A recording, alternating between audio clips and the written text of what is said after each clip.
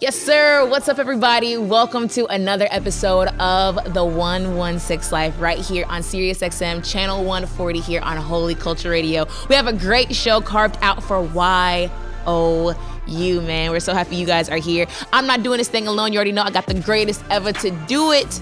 I got Ace Harris with me. What's going on, Ace? What's up, Meah? How you feeling? I'm feeling good, man. Listen, we have a great, I feel like we talked so much off air. Yeah. And we had to go ahead and get it kicked off because we have an amazing for sure.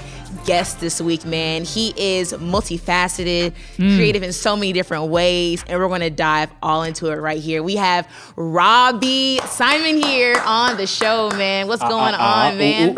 How are you feeling? Yeah. I'm doing good. Yeah, today's a beautiful day here in Atlanta. Let's get into it. Looking fresh, man. Like, Listen. you know, I know for Thank those you. that are listening, they can't see. My Yeah. man, to the details. I mean, from the tats on the arm to the tube socks. You know, He gotta put it on. He put it on. You gotta put it You gotta put it on. Where's my camera? Where am I? Right there. Right here, right here, right here. Yeah, you know. Vintage T-Bob. I see You can't come out the house in Atlanta like this. No, bro. man. They will roast you. Listen, they'll. I see it. I just say I respect, you know, the details. Thank you, which thank kind of goes into who he is. No, right? for sure. So let's go ahead and dive in. So talk a little bit about, give yourself an intro, you know, who you are, where Yeah. you're from, and all that you do. Yo, my name's Robby. I'm from right here in Atlanta, Georgia. Born and raised. I was born in Savannah, and then when I was like 0, like we moved to Smyrna, and then that was back when it was wildin', man. Like I grew up coming here, like living in Atlanta, and you know, whether it was, I remember going to the Olympics when I was a kid, you know, so picking up my sisters from Freaknik, like, literally, like, He Atlanta for real. Oh, yeah. He said freak and- nigga, boy. Only Yes. certain type of people know about that. Exactly. You know, so if you got a Freaknik shirt, I know you pay probably like $200 for it, you're not real. You know, I know I'm just playing with you. But so I just grew up, like I said, like here, really, you know, modest home, like grew up pretty much in poverty, you know what I mean? Single mom. I've never met my dad, you know what I mean? That's a part of it, you know? And so yeah, that's kind of my background a little bit. I didn't really grow up around design or necessarily art, except for my grandmother, who, you know, rest in peace, Mildred. You know, Mildred. What a grandmother's name. Yeah, man. Everybody Sweet called her woman. Millie. Oh. And man, she just passed away at 97. Whoa. Man. 97. Shout out, She shout passed away out. over Thanksgiving. Ooh, sorry to hear that, man. And so, yeah, man. So it's like, yo, this whole episode goes to you, Millie.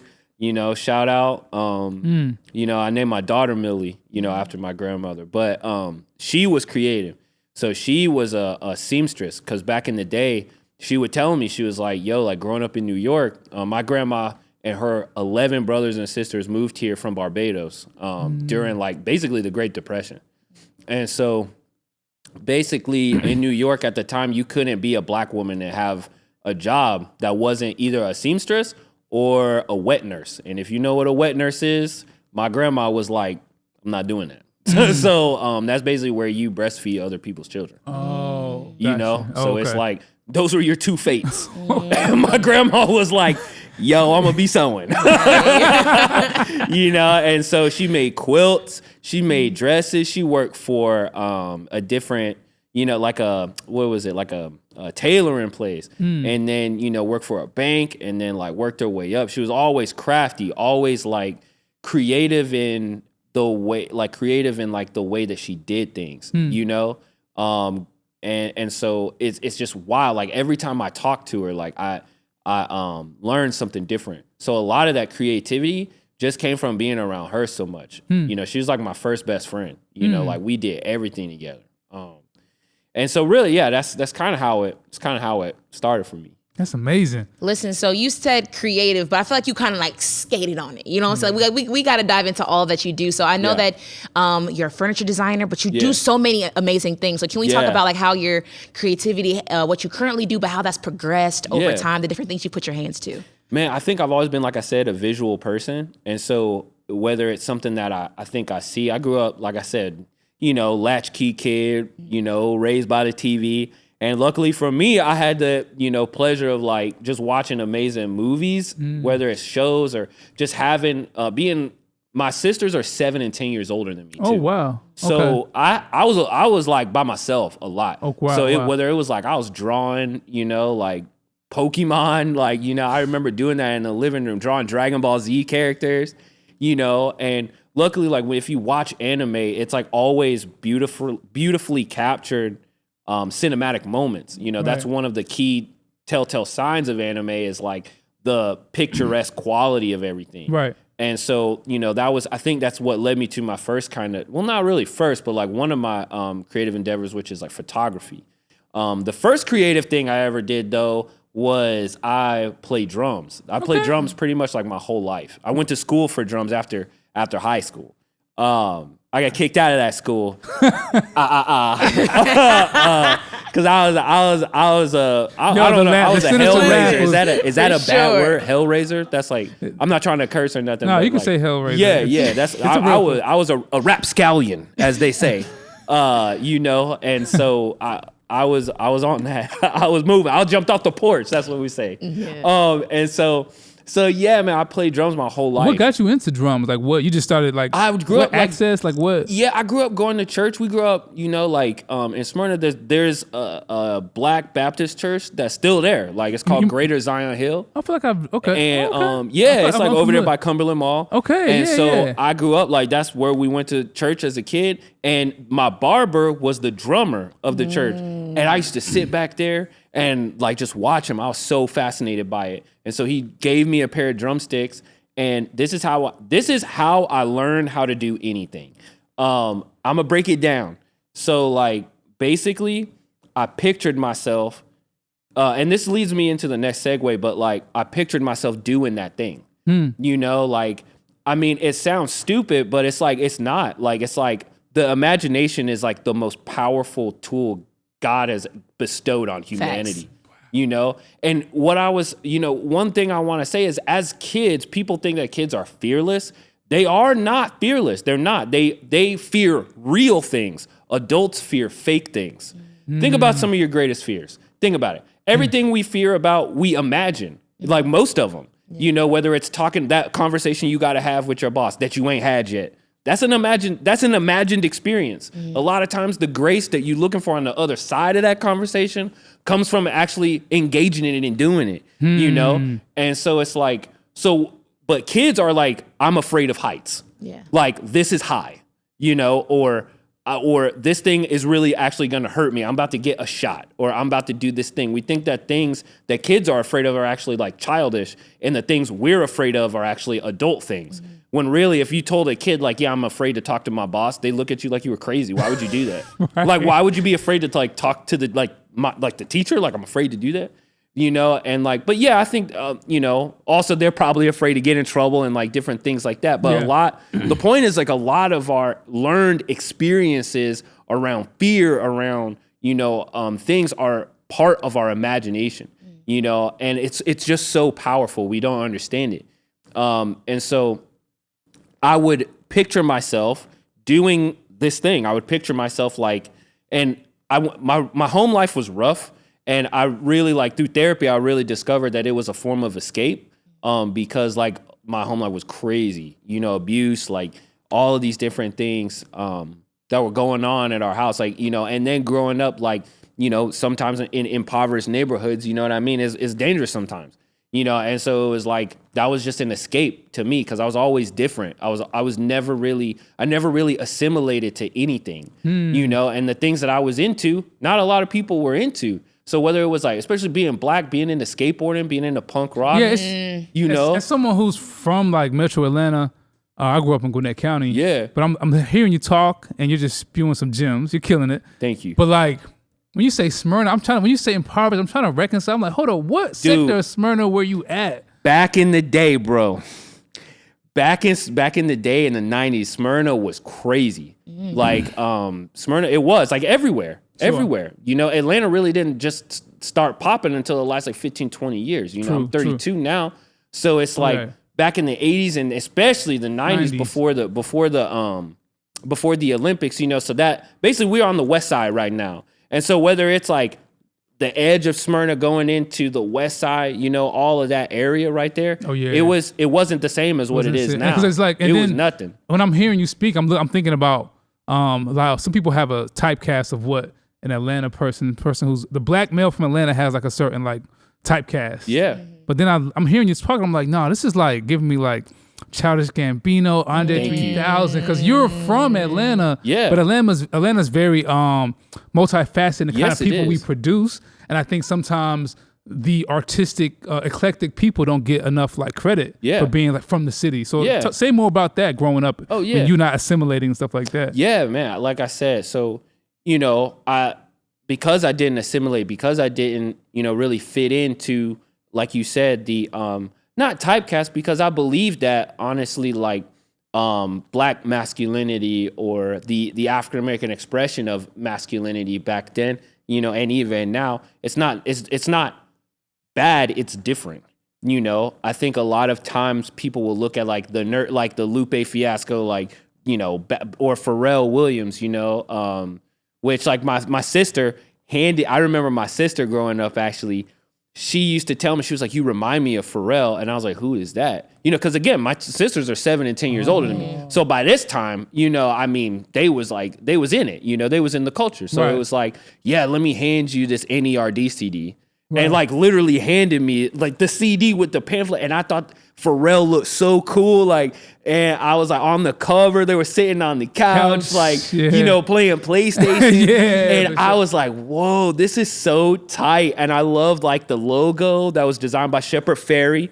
And so it was like, yo, like that's so crazy. Like, this is so cool. And these people are like me, you know, he likes skateboarding, and Pharrell for real loves skateboarding, like knows about it too. And so it was like, oh, this isn't like a poser. You know what I mean? This isn't a guy that's just like associated with it. He's like in it, you know? And so it's like, oh, that's really cool. It's not on you, it's in you type. Yeah, like for real. And so back then though, you know, that expression of blackness wasn't cool, like at all. That's real. You know?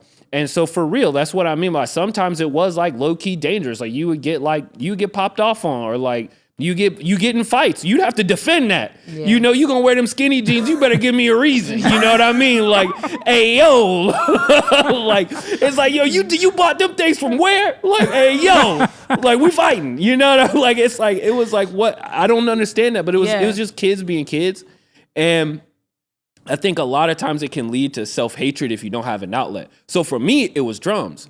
So that's how I taught myself drums, was like just a little kid. Like I said, I don't know why I would do this. I would face the wall with those drumsticks that I was describing, and I would just play along to songs that I would play out of my boombox. So one of my friends, Shannon, shout out Shannon Gazaway.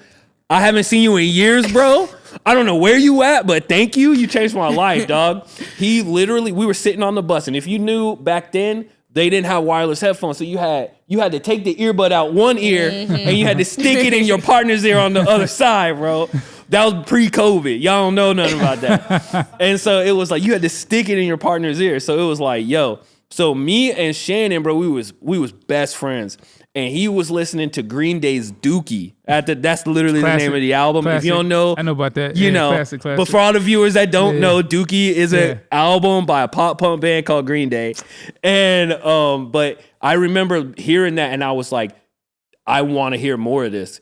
And so he was like, all right. So he was a rich kid. So we rode on the same bus, but he lived in a different neighborhood than me at this time. So he lived in the other side of town, and he was getting up. He popped open his Sony Walkman and popped out the CD, put it in a napkin, and just handed it to me. And I was like, it was like I got handed like gold, bro. I took it home, and I learned the whole CD from front to back, but without a drum set. Wow. So I knew, because I watched the drummer, what he was doing. So I imagined myself doing that thing. I knew where the cymbals were. I would just close my eyes and do it for hours.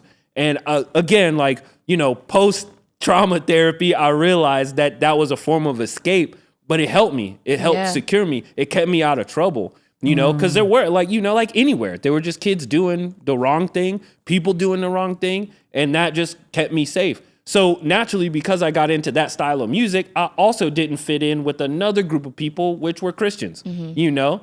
And I grew up in the church. So, but they were like that at the time. It was like Columbine had happened, you know, all that stuff. And it was like, if you listen to that stuff, you are the problem. And I was like, these are my homies. Like, these are my best friends. They're kids with messed up homes like me, you know? And it's like, I'm not hearing that, you know?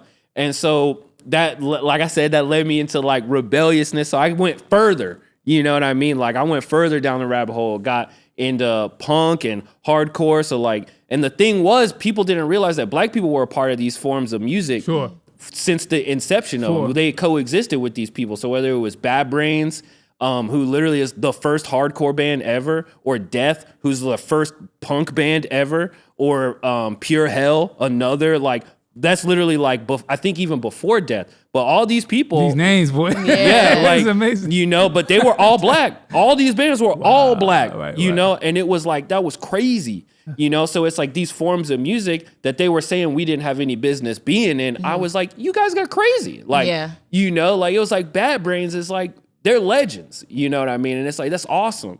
And they started something. They started a form of music, you know, that we love today.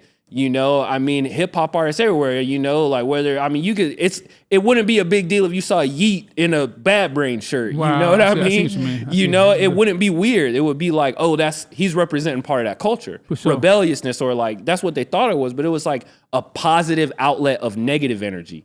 That's what hardcore and punk is about, is a positive outlet of negative energy, you know, because it talks about the problems of society. You know, it talks about some of these things in an aggressive way.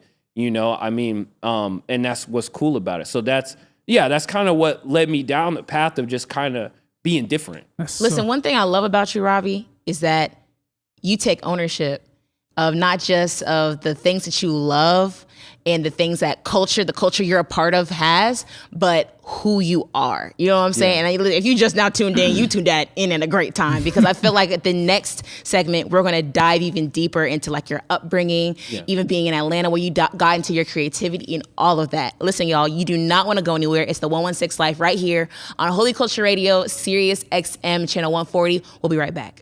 We're back right here on the 116 Life here on Holy Culture Radio on Sirius XM Channel 140. Listen, I got the one and only Ace Harris with me. Ace, we got a great show so far. And we just now cutting into it. It's great. We just now getting into it, man. We got Robby Simon here with us here on the 116 Life. And we talked about so much, and we got to dive in a little bit deeper, Robby. So let's talk about like your upbringing a little bit more. You talked about living in Smyrna, with being creative, things like that. Talk a little bit more about your upbringing and what life was like for you as a creative at a young age. Yeah, so, you know, as we were talking, you know, kind of like off camera, you know, like Smyrna, as we know now, is booming. They moved the stadium up there. So it's like, that's where the Braves play. But back in the day, there was, you know, it's like many of Atlanta's suburbs, you know, it was just like nothing, you know, there really wasn't much there. It was different. Then Atlanta, the makeup is different. So like anywhere outside of the perimeter, you're literally either in cow country or you're in between. Like the poverty can be like across the street, and you know, apartment complex can like differ, you know, so much. And some people, it's like that's where they do everything. I remember the apartment complex we lived in. There were tenants there that had lived there for like 30 years, you know, and it wasn't nothing. They used to babysit me. I would like go downstairs while my mom would go to work, and they would like watch me, you know, this like old couple.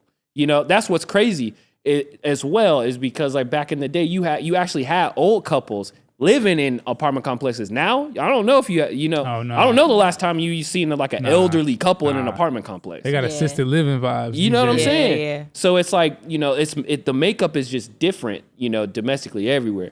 So, but yeah, I'm not saying it was like Watts or something like, you know, in the 90s, or like, you know, East Los Angeles in the 90s or nothing like that. But it was just different. It was just poverty, you know, you know, and with poverty comes like different problems. You know what I mean? A sense of escape, like, you know, check cashing places everywhere. They'll have like 15 check cashing places and loan sharking places before they have like one hospital. You know, that's what I mean by like poverty. Like, it's like you're surrounded in a system of like debilitating, like taking things from you, not uplifting you. So how did you get uplifted? Because I know you talked about how like playing drums was like an outlet for creativity and also like an escape. How did you uplift yourself out of that through creativity? And like, I think it was, like I said, I think it was a form of therapy for me. I think it was something that like God used for me to like really engage with the world, and with imagination comes great things, One of the things is like, Atlanta's always been wrought with like different problems, but it's also like the home of, like you said, Andre 3000, Martin Luther King. You know what I mean? Like his house is like down the street, it's like, that's crazy, and it's like that man's imagination changed history, like it was not thought of before that black people were like equal to white people. Like that's nuts that to one guy and his friends change the world, and that guy is from our city. And it's like I think imagination can change the way that reality looks in a positive way. I think that's the way that we can connect with our higher power, our creator, our God. I think that is the way that we can connect with him, is through one of the many ways we can connect with him is through the use of our imagination. And so, whether it's thinking of like, whether C.S. Lewis thinking of Chronicles of Narnia, it's a way of embodying a story, or my favorite is Lord of the Rings. I love Lord of the Rings. It's so deep and so immense, but it has so many correlations to reality, but it's imaginative and it's world building, Talk about how, like you mentioned how your foray into like punk music and the arts, and that kind of like opened up your imagination. But however, in the church, it was like frowned upon. How did you reconcile yourself back to, or maybe you were always with things of like the faith that like built your imagination and didn't stifle it? Like, so that was one of the things, was a lot of Christians don't realize there were Christian punk and hardcore bands.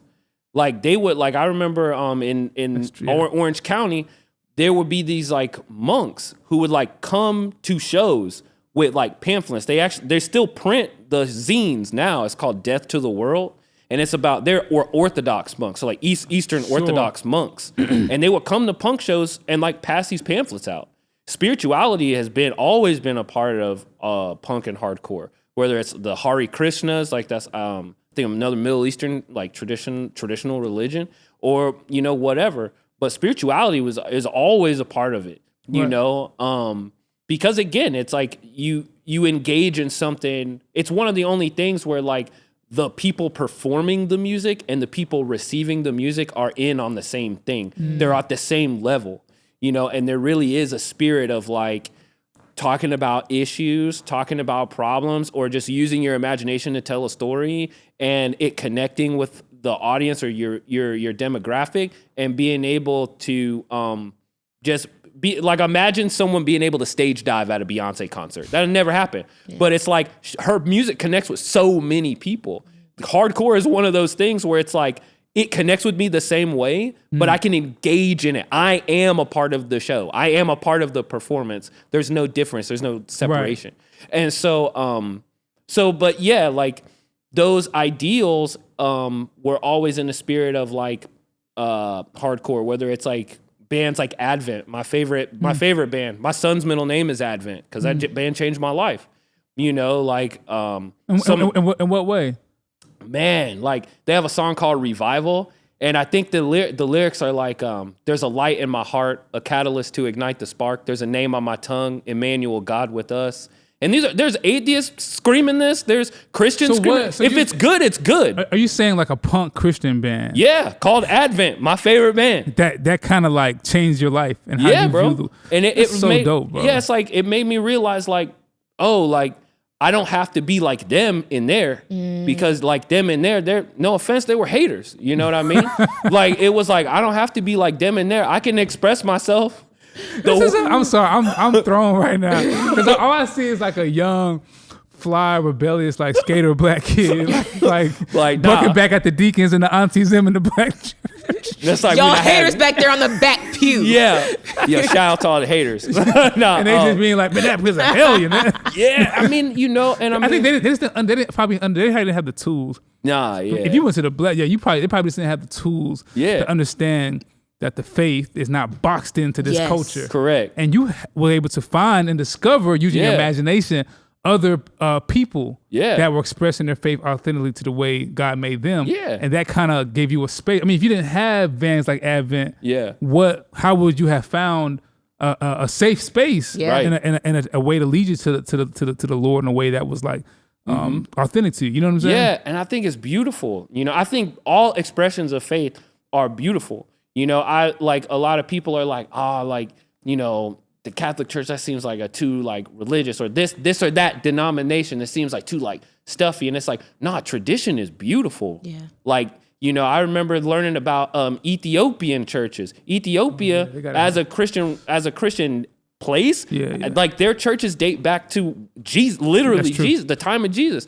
And it's like they would carve churches out of mountains, like into the side of mountains. Like you should look it up whenever you get a chance. Like the churches that Ethiopia has in them that date back that far are beautiful. And it's like, it's full of like rich tradition that honestly fights against some of the, systemic kind of things that they be saying, what I mean? About us, like, it's like, nah, like this dates way back there, like it's not some like, no offense, it's not some whitewashed religion. It's a religion of illiterate Middle Eastern farmers that decided that they want to follow this man named Jesus and they were willing to die for it. That's like the most like, no offense to me, that's so punk. Like, like they were willing to put it all out there. They like, I remember if you read Christian history, they were trying to kill the Christians back then. And not try. They was killing. You know what I mean? They was the ops for real. It was the ops, bro. It was real ops. I remember like there's a letter from a governor in like Rome, and he was like, "Are you sure you want us to kill them? They're really not doing anything. Like they're really just being nice, but they just don't want to worship our gods." But the problem was because they weren't doing it, they was like causing some problems. Like, yo, we don't have to also, and they were like, we're not gonna have that, so we're gonna suppress you by like crucifying you or doing get whatever. Get down and lay down type vibe, and low key, the term Christian really was an insult. It was. It wasn't because like today we say that in a way. I've heard it preached that like they called us Christians as an insult because they just didn't like Jesus. No, they called them Christians because they killed them and they didn't come back. That was the sentiment. The sentiment was, we're gonna kill you and you're not also gonna come back. We're gonna kill you the same way. And you're also not going to come back. That was the insult. You are a little Christ. You're nothing, And it was like, nah, like, I was like, dang, the fact that these people was standing on business and like, and was like, I have no choice but to believe this because it changed me, like, it's like, that's authentic to me, and that's what Christianity, when I understood kind of more or less what it was, right. I was like, there is real truth to this. When I started reading Martin Luther King, like actually reading his work, I was like, man, this is beautiful, and this is life changing. Like whatever this is, I'm with it. Yeah, that's amazing. And that led you to kind of like find a safe space, which is so dope and refreshing, and like. I mean, I be hearing your name all around the Reach Records building, bro. Like all this. I mean, it was my first time meeting you, so this is actually a fresh episode. This is like real life. You're just amazing creative. But when I hear the things you've been said about you, now I'm seeing you in the flesh. I'm like, it's all makes sense now. Yeah. I don't know. You have this punk. Yeah, you have like an inner child energy. Yeah. Which is like refreshing. Yeah, it is. Because sometimes things that have been tradition, maybe this is not a knock on the church, but a general rebuke. Yeah. Sometimes tradition dates us where we're just so confined and we start to, think like adults and forsake our inner child. Yeah. And when I'm not seeing a 32-year-old man. I'm seeing like an 8-year-old kid. That's and talk a little bit about how that childlike energy is influencing how you create. Man, again, like just going back to imagination, all of us have that within us. A good movie for this is Hook. I love Hook. Bro. Love Hook, yeah. If you watch Hook, that's the lesson. The lesson is like not to not become an adult, but don't let your childlikeness die. That's good. You know, remember when they went back, they didn't when he went back to Neverland, they didn't recognize him. They was like, oh, and then the little black kid who touched his face and was like, oh, there you are.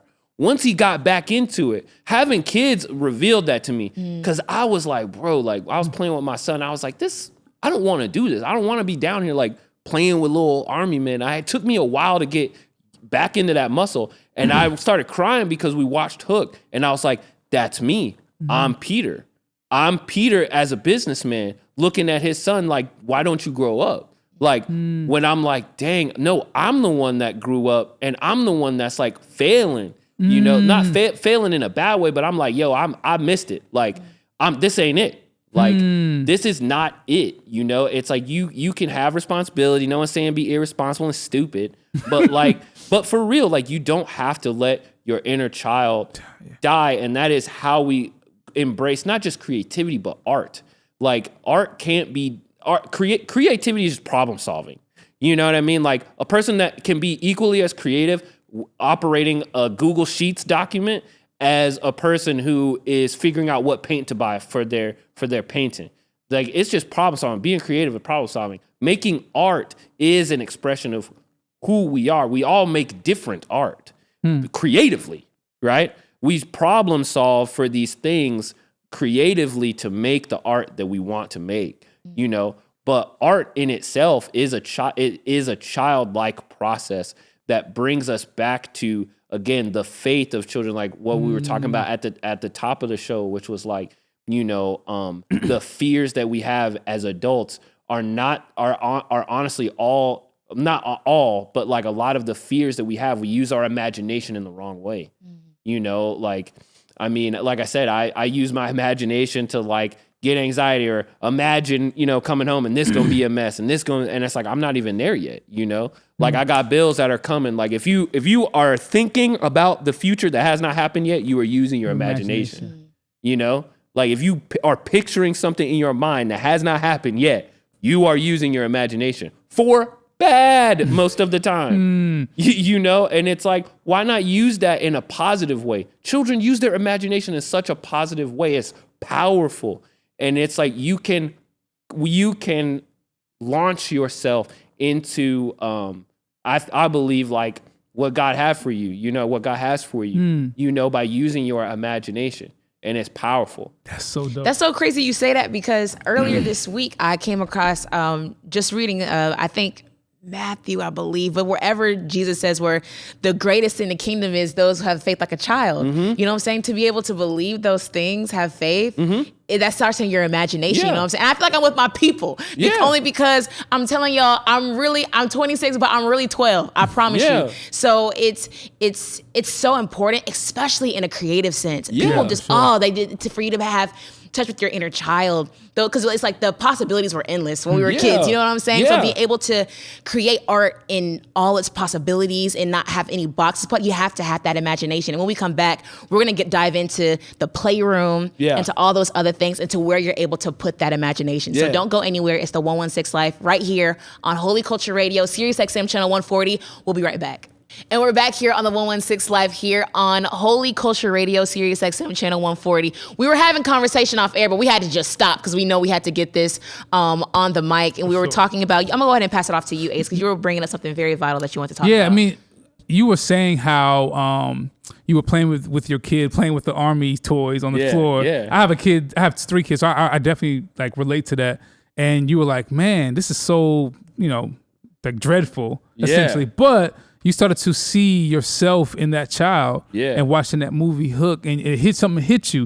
Talk about where you were, what were you doing? Because you weren't always this developed creative that you are now. I mean, you are, but you had probably worked in a different sector. Talk a little bit about that. So like I said, I worked for a tech company in Atlanta at the time called MailChimp. And, you know, it's an amazing place. I mean, it changed my life. You know, I had never met, you know, like some of the things, again, you hear about growing up. Like, I never met like a trans person until I worked at MailChimp and I learned they're like some of my best friends, you know, and it's like, I love these people, you know, and it changed my life, you know, and these experiences, you know, kind of getting around these lost boys kind of feeling, you know, I've always, like I said, I've always recognized and aligned with people that other people would point at and go, that's the enemy.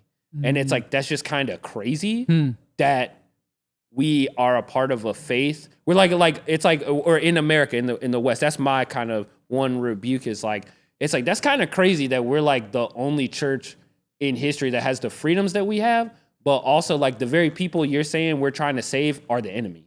That's wild. Right. like what society would be like that? Like, it's like, could you imagine going back in time and being like, hey, yeah, like culturally, we're not messing with them. Right. And it's like, but we got to save them. Like, you know what I mean? Or like, Jesus got to save them, but we ain't going to be it. They're the enemy. You know, they the ops. And it's like, that's wild, you know? And it's like, I'm going over there, you know? Like, I want to be more like Thomas. I want to touch the scars and see what's up.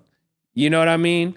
Thomas is the kid with the most faith. A lot of people think that he's the one with the least faith because, no offense, none of us are going to go up to the thing that we are challenged on being the most wrong about. Remember what he was saying? He was saying like, hey, yo, essentially, unless I touch the scars, bro, I'm not believing you. Yeah. You know, and people say that that's a doubting Thomas. And it's like, that is crazy because when confronted with being the most wrong, what would you do?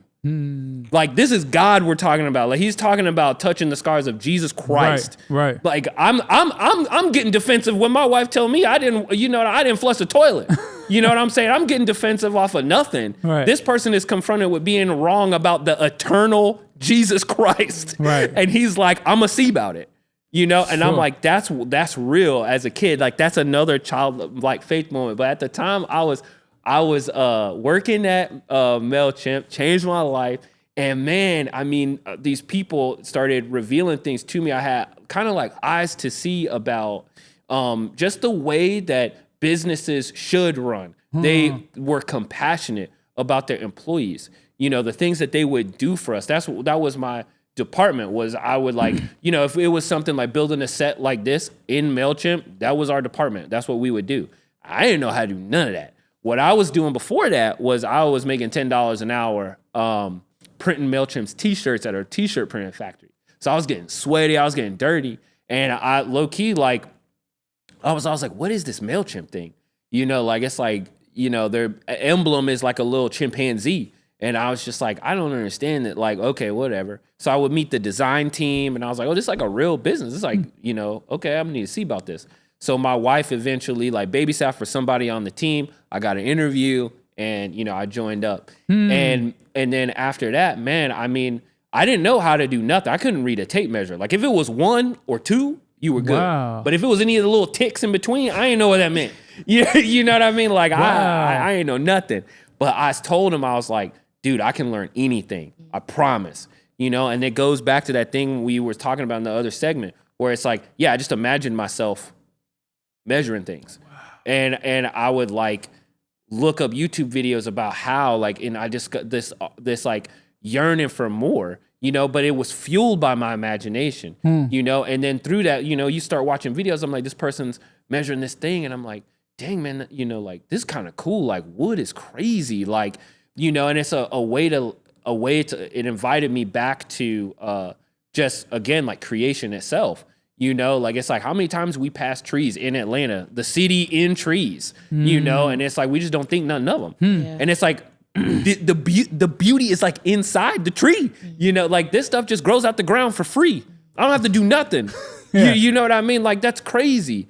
And so, like, we would buy furniture for them, and I started learning about design because I wanted to get better at my job. So I was learning about interior design. I was learning about designers, like, of furniture. So whether it was like George Nakashima, Mies van der Rohe, or you know, Charles and Ray Eames, and even some, again, like, that was an underrepresented thing because I was like, where we at? Like, you know, and there really wasn't any. You know, there are some. you know, but it's not like, oh, wow, this wasn't a thing. This was an underrepresented group of people. Right. And so I wanted to learn from and find a black furniture maker. Wow. And what's crazy is like, God be working crazy, bro. Because not only did I find a black furniture maker, I found a black furniture maker that specialized in learning about the history of the furniture of enslaved people. Wow. You know, and it was like, he taught me so much. He teaches me so much to this day about like families that were enslaved that made all of the plantation's furniture, you know, and it's like, they just still got it, you know, and it's like, again, not saying that, I mean, whatever, but, you know, like, again, like, you know, these people, this underrepresented group of people are like making amazing things. You know, I remember one family named the Poynor family, who he's doing research on right now. He basically, him and his son would paint the furniture, and it was beautiful. But he would come up with these ways of joining wood together, bending wood while it was wet. He invented a thing called a type of lathe, which is like a thing that turns wood like this, so you can make it round. And so dope. So he made one that was powered by horse, and so that he would spin it faster so that he could make spindles in a certain way. And it was dope. Like, these people were crazy, and it's like that whole history is just like not talked about.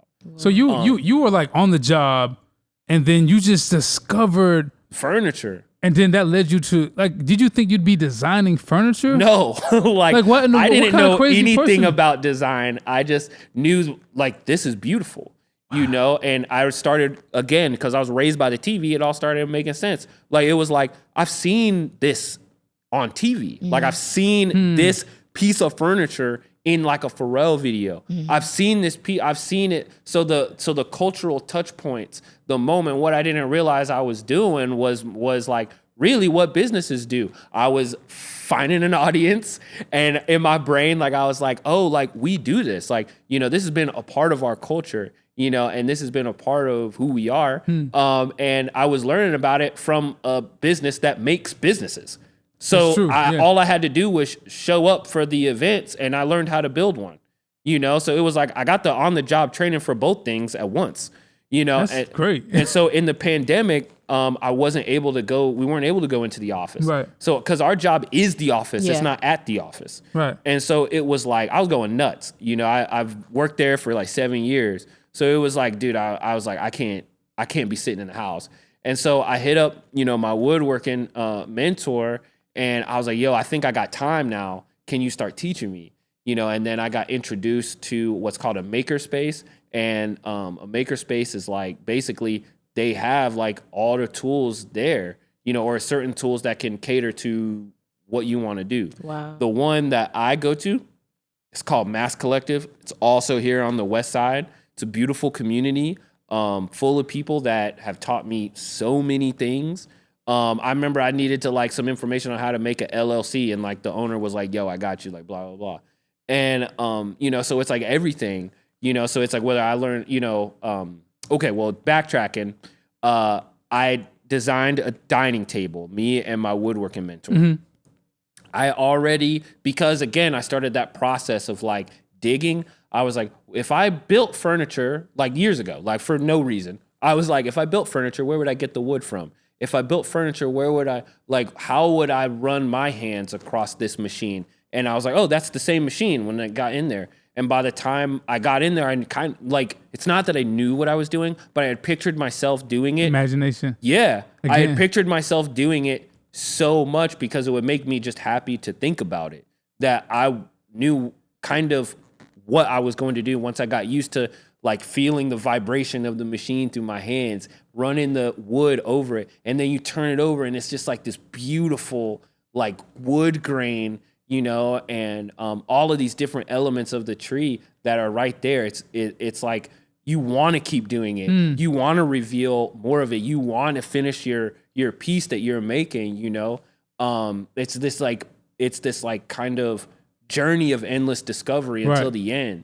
And then, you know, once I started, you know, like thinking of the pieces I would build, like what would it look like? What world would it live in? What room would it live in?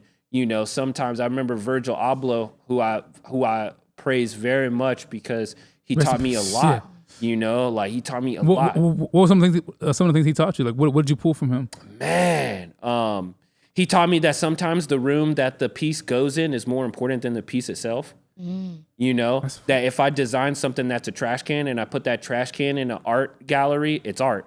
But if I just put it in a room, it's a trash can, it's a piece of junk. If I put it in a garage, it's junk. If I put it in an art gallery, it's art.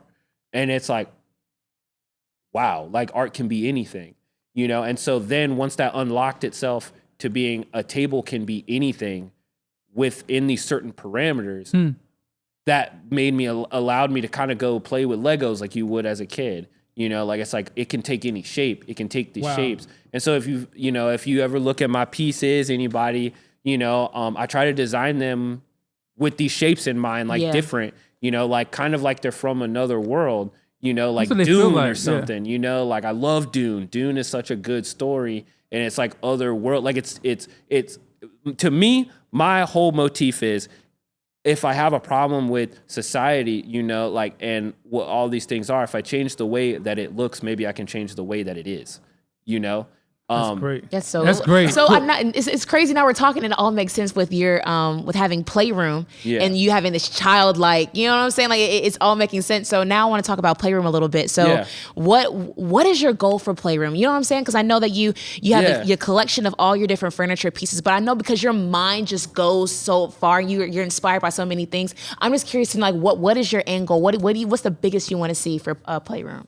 Man, it'd be cool. I don't know. It'd be cool if like weird childlike thing, bro. It'd be kind of cool if so there's this a video of Pharrell, and I think somebody handed him something, and he's just going, like, I would love for him to look at a piece of my furniture and just go like, facts, you know? Yeah. And it's like, that to me is like a childlike goal. Whatever steps, and that's the childlike goal, whatever steps it takes to get to that room is the steps it takes. So if it requires me to grow up a little bit, get the LLC going, do whatever the steps are necessary to get to that childlike goal. The adult steps it takes to get to that childlike goal are worth it.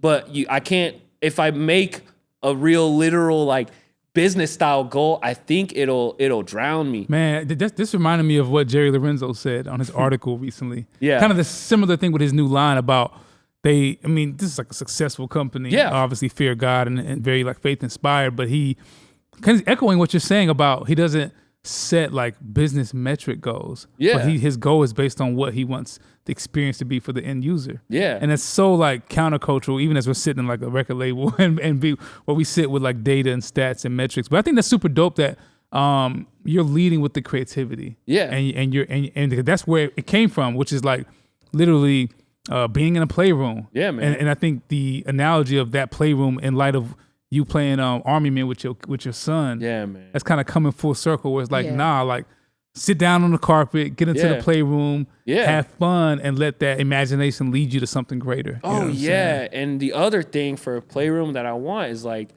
to let people know that it's possible. You know, again, it's not just Black people. Anybody, I don't care what gender, sexual orientation, whatever, you can do this. If you want to design something, the world deserves to see it.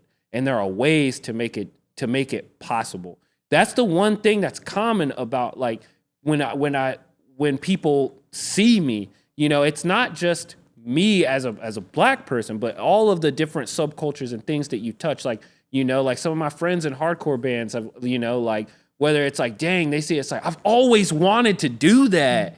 And it's you can. Here's how I did it. I love this generation. A lot of people give them hate, the Gen Z or whatever, because they're breaking down gatekeeping. They are. It's there's no more gates. There's no more barriers, bro. The information is out there, man. The juke is up, man. And it's I love it. I love going on TikTok. There's a kid I follow on TikTok. He's an architect. His name's Nino. And he gives architectural tours of some beautiful buildings all over the world.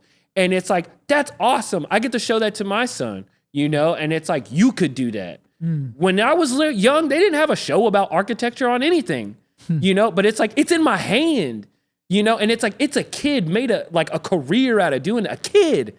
And it's that's so powerful and beautiful. I don't care. I'll watch this 1,000,000 times with my son, because I love that. It's like he gets exposed to a world that really wasn't possible for us to get exposed to, and it's like, I want that for all people, and yeah, so it's like, if you're out there and you've ever wanted to build something, you can do it, whether it's a company, whether it's a family, whether it's, whatever it is, imagine it and take the adult steps it takes to get there. Listen, we can wrap it right there. Robby, sure. I'm so happy that we had you on the show. Thank you for sharing, even beyond just who you are, but just what you know, what you believe. And because I know, even just us sitting here, you're so knowledgeable on so many things. And we're so excited to see the things that you're going to put your hands to. Let everybody know your social media, how everyone can learn more about the Play.Room and all those things. Yeah, my website is playroomisfun.com. My Instagram for Play.Room is playroomisfun. My personal Instagram handle, if you want, is bored, BORED .Robby with a Y, not an IE. Listen, man, we're so happy that you're here. And thank you for everyone tuning in. We're happy that you guys spent the last hour rocking with us, man. We're so happy that you all are here. And we'll catch you guys next week here on the 116 Live here on Holy Culture Radio, channel 140 on Sirius XM. See you guys next week.